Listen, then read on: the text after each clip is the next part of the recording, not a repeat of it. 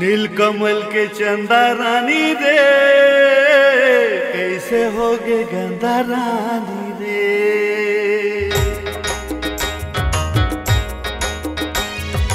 नीलकमल के चंदा रानी रे, कैसे होगे गंदा रानी रे। कहूँ के नहीं छोड़े मोला धर धर रोवत हो मैं, कैसे बदल के दहा मन मन गुनत हो मैं, मन मन गुनत हो मैं। कर डारे मनमानी रानी रे, कैसे होगे गंदा रानी रे।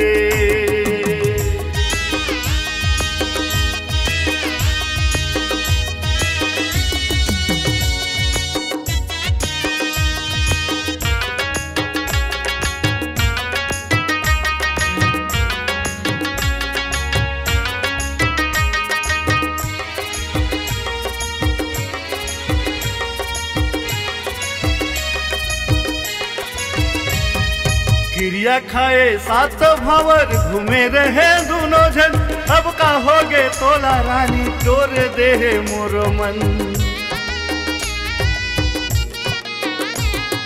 क्रिया खा के सात भंवर घूमे रहे दोनों जन, अब का होगे तोला रानी तोर दे मोरो मन।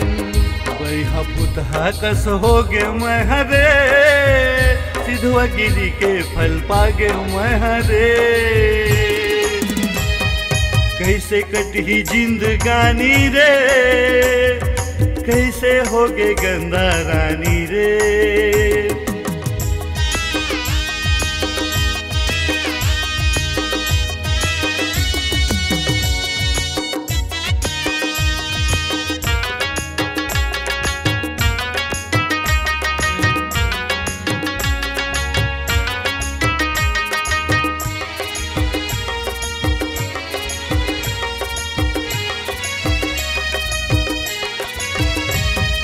कानी भाए सात भंवर के रसम कसमला, टूट गए रिश्ता मोर दिल के तोर दे बचनला।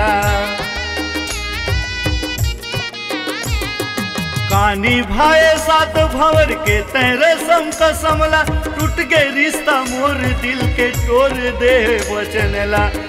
जिंदगी जीला सीख महरे, तोर बिना जिंदगी जीना पर गे मोला रे। सुरता थे बात बानी रे, कैसे होगे गंदा रानी रे। नीलकमल के चंदा रानी रे, कैसे होगे गंदा रानी रे। कहूँ के नहीं छोड़े मोला धर धर रोवत हो मैं, कैसे बदल गया तहा मन मन गुनत हो मैं, मने मन गुनत हो मैं। कर डारे मनमानी रानी रे, कैसे होगे गंदा रानी रे।